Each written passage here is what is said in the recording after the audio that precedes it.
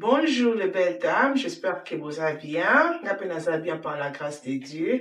Vidéo encore vraiment rapide et tout. Il y a Shein. Là, nous avons quelques vidéos qui sont dans Shein. Nous avons que tout mon abino. Et là, nous avons pile dans la opposomona.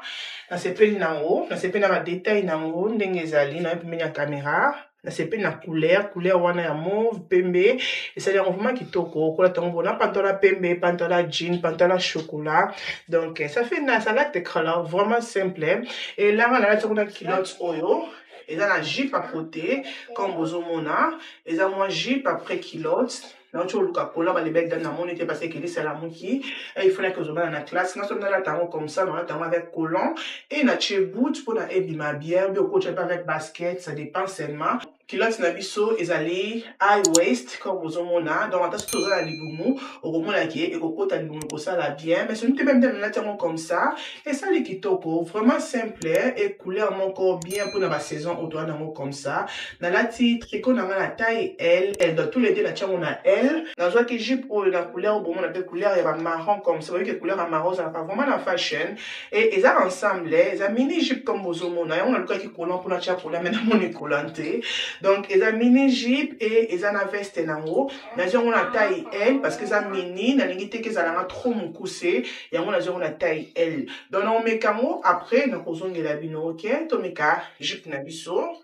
Ok ma belle, là comme on dit, ils ont comme ça na veste en haut, ils ont ensemble et bah et pena ceinture donc on est en haut sans ceinture comme ça et on a problème t puis jupe nous avons vraiment mon cousin ma casse comparé avec l'autre on a l'attaqué donc jupe c'est vraiment normal sur ça que l'on a minité je pense qu'ils ont poussé pour nayo mais sur ça que l'on a ba minité c'est il y a trop minité mais minité donc on là ta sans collant ils ont moulai oyo donc là on a la laisse comparé avec l'autre on a l'attaqué on a pensé faut la tia collant mais sur une telle salle on a battant on a malili comme ça et vous en avez bien au tché collant et ils ont un bouton là comme bozomona donc le bouton c'est à partir d'ici jusqu'ici comme bozomona vraiment simple et ils appellent mon éponge on a battu biso likolo et ils ont une ceinture comme dans le lobby là on a une ceinture pour na esa na mon ka taille. Donc, ce qu'on a ceinture, c'est un problème. Mais moi, je préfère dans la table, on a ceinture. Tout le monde a ceinture, tout le monde a dit que ça là. Pour la ceinture, je pense que pour cannabis, on a et pour ça la mienne. Yes, la ceinture c'est bon. Donc voilà, bah, les belles dames, au cours ça comme ça, au cours comme ça la ceinture, vous êtes vraiment à l'aise. Au cours comme ça office, au cours restaurant, au cours avec talon, au cours avec boot. Donc les papas. Ils ont vraiment quitté au courant, simplement vraiment respect, à part seulement que j'y pèse mon pouce. Mais si tu es collant, j'y pèse. Ils ont peut-être qu'ils ont mon pouce ma casse, mais, you know what I mean. Mais si tu es collant et que tu bien, comme au moins les chips nabiso ezali, et la sibanabiso, c'est comme ça. À la que, vraiment simple, Nazo qui pile nabiso au bozomona comme ça, bah pile nabiso les oya des chape nango comme ça, ils ont vraiment la fashion. Donc voilà, chez une pechango na taille, nazo qu'on a taille L parce que on a toujours la pile nanga et la minene, ça dépend on a parce qu'on a la pile nous à la comment, mais on a préféré la pile et la minene. Donc voilà, nazo on a taille L et là c'est plus la couleur nango za couleur le colère dark gray, donc on peut mettre la caméra on a couleur nango des alliés. N'est pas so bien en couleur d'une belle dame, mais voilà. Ils ont la couleur na biso bozomona comme ça. Et puis na biso ça vraiment pété, ils ont vraiment pété. Donc na on met quand on a nzoto, na jupe na oyo après na kozonga la bino. OK, Tomeka. OK ma belle, là puis na biso c'est comme ça. Comme au moins ils ont échappe nango, donc au lingango comme ça na kingo. Pour na ebate la biso na malili et j'aime bien, ils ont vraiment pété. I love it. J'aime vraiment. Là, je vais porter même avec pantalon. Même dès la on a jupe comme ça, les belles dames. Et ça, il y a un peu bien. I like it. C'est vraiment simple. Et ils ont ça, mon coussin, dans les autres côtés. It's nice. Penasimanamiso, c'est comme ça. Vraiment simple. Puis, rien à dire. Vraiment simple. Et là, comme sous Kolanda biso, tout ça, na haut, ils allaient robe nabiso. Robe nabiso, il y a tricot. Il y a serre-corps. Donc, ils ont noir blanc. Robe nabiso, on a taille S. Donc, on a mis kango. Et on a besoin de la bino. OK? On a mis robe nanga. Ok ma belle, là dans la petite robe nabiso comme vous avez robe encore vraiment nice, vraiment simple, vraiment respect. Donc là on a taille S et taille S c'est coquine aussi très bien. À la que là vraiment on like comme vous avez on like dans tina makolo, vraiment respect. Donc, vraiment simple, si mon abisso c'est comme ça. I like it. J'aime bien. I like the dress. Okola ta robe non comme ça. Ochi boots non na kati. Ochi jacket non mo ya mukuse. Look ne koza kitoko. Ochi jacket non mo mlai. Ready to go. Donc, eza robe ezo ben dans la makasité. Ezo ben dans la mais pas vraiment makasi parce que ezali robe tricot. Donc, na ya pembe mona tisi na ndenge ezali. Tisi na c'est comme ça. Comme bozo mona. Vraiment, mon corps vraiment simple mais c'est joli. Et là, kasuka otozana o. Tozana oyo, ezali top na biso, blouse na biso comme ça. Il y a noir et blanc aussi. Et nazu yango na taille M. Blouse moko vraiment simple. Donc voilà. Na komeka blouse na biso, na pantalon jean et na kozongi na bino. Ok. To meka blouse na biso ba les belles dames.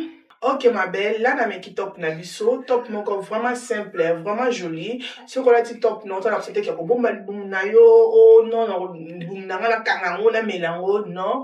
Les a vraiment qui toko et ma boko nango, c'est joli aussi. Regardez-moi ça. Je pense que finalement on a taille L, mais à ta taille M et coquine bien, et Vandy n'a bien. I like it. Yeah, I like it, les belles dames. J'aime bien, c'est différent, c'est joli. Donc regardez la Simana Bisso. Donc, mon corps vraiment nice, vous êtes vraiment à l'aise, vous êtes vraiment à l'aise, au quoi comme ça, n'a pas de talon, n'a collant, pantalon tissu, top non, et comme vraiment que top, on dit maintenant que vous allez top à Shein, dans ces pays, n'a vraiment ma cassé, vous avez un tissu, comme on a que un tissu à foulard, et un tissu n'a bien comme on tient tout comme vous mona, et ici, bah, tchili biso, o ezali, doubler. Merci beaucoup, n'a bien surtout pour telle vidéo, o, comme vous avez des informations, sur la vidéo, il y a des liens sur le blog, surtout dans la question, vous allez abonner, partager, et que ça la bien makasi. On a que d'abord cuisine, qu'aussi ça beaucoup photos ça dans la cuisine, ok? I love the blue, c'est vraiment joli. Après kosisa komeka bilamba la na ekokende cuisine nazalaki déjà na légume na nga na ndako me nazalaki na mosuni te olia nakoka te kolia légume apamba sa mosuni ba de belle dame e la na ekobimisa eza mabomu na nga mekila e la na sokoli mabomu na mekila naza pe na oyo ezali bafoi ok me la na sokoli d'abord libomu na mekila lokola ezalaka makasi e nazotokisa yango kombo moni na tie oignon, natie ail, pe natie tangawizi, natie mungwa e natie feuille comme bomoni e natie mai ya moto. Là naoki kotokisa yango, nakotokisa yango kana mai bongo te donc faut tiango mwa biloko natie mpona ekotesala yango solo kitoko mpona ningaka komasolo mabomu te là c'est vrai. E naye kotia yango na moto comme bomoni e nayaki mpe kotia oyo ezali bafoi na ngai séparé parce que boyebi ke bafoi ezalaka vraiment sali te nalingaka te komixa yango na mabomu parce que mabomu na ngai ezalaki mabomu moko ya kitoko comme bozomonaka ebimisi salite te e bafoi ezalaka vraiment etokaka na basalite etu nalingaka kosalela mai nango te la nakoya kosokola yango natokisi yango mpona 30 minutes comme ça elemba vraiment makasi te ebimi basalite nango e nasokoli yango comme bozomona mpona ezala propre parce que mabomu na ngai na mikila ezalaki propre donc comme bozomona eza te kesali basalite non mais so natiaki bafoi wana na kati e natokisa yango ensemble engaki esalaki sauce na ngai ya mabomu engaki ezala trop sale c'est ça ki nasali yango séparé après nasokoli yango e nakoya komélange yango sikoyo na nzungu na ngai mabomu mpe bafoi azalaka makasi mingi te comparé ya mabomu na mikila donc voilà après quelque temps comme bomoni naye kozwa sikoyo mabomu na ngai bafoi na ngai oyo na rince yango etu na nettoyer na nongoli basalite e naye kotia yango sikoyo na nzungu na ngai ya mabomu donc nazosala 3 misuni na nzungu moko e naye kobakisa mai la nakoya kobakisa mai mpona kotika encore nzungu na ngai biloko na ngai etoka e nakoya kosala sikoyo oyo ezali sauce na ngai ya tomate mpona kotia na misuni na ngai wana natie mafuta e tokosala sauce na biso ya tomate kandi tosala sauce ya tomate meka système oyo ma belle okozala desite eza vraiment kitoko vraiment yami donc eza vraiment kitoko donc eza 3 misuni toza na mabomu toza na bafoi e tozali na mikila soki olingo tia mikila te okotia même viande nyonso olingaka eza mpe kitoko esalaka vraiment kitoko e laka bomoni natie oyo ezali matungulu e natie ndembi e nakoya kozwa tomate na ngai etikalaki ndambu nasalelaki e nakoya kobakisa tomate parce que tomate oyo eza vraiment ebele te comparé ya misuni na nga nabakisi tomate amoni sikoyo boye c'est bon comme bomoni wana e nakotika tomate na ngai ekalingama mais avant wana nakozwa sikoyo oyo ezali mix pepa na ngai ya orange na ya jaune nde yango naye kotia comme bomoni wana après wana nakobakisa mwa mai ndambu e nakofinika oyo ezali tomate na nga nakotika yango e kitoko. Il faut vraiment tomate na nga ekalingama très bien.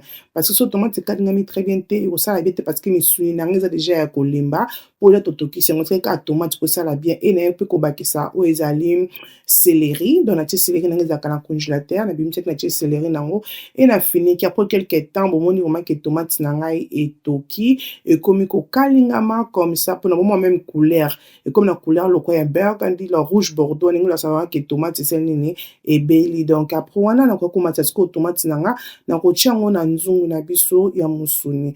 Donc mosuni na nga mpe déjà comme nalobi ke elembi na na posa te ke non okolia yango comme ça soki olingaka tomate tokosala yango comme ça otika ba poivron na obi ba poiron na yo et tout après c'est bon hein? Mais ngai nalingaki ezala na sauce tomate donc c'est ça ke natia yango tomate tomate mpe ezala kilo te mais ezala moyenne quoi yango nasali tomate ya linzanza.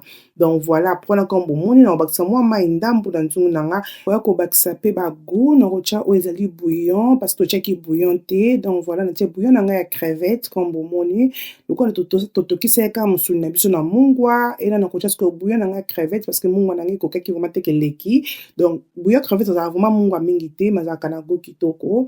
Après nakotia mpe mbuma pilipili nkombo bomoni e nakoya kobakisa oyo ezali muscade parce que totiaki ba muscade oyo te natie muscade e nakoya kotia white pepper nkombo bomoni.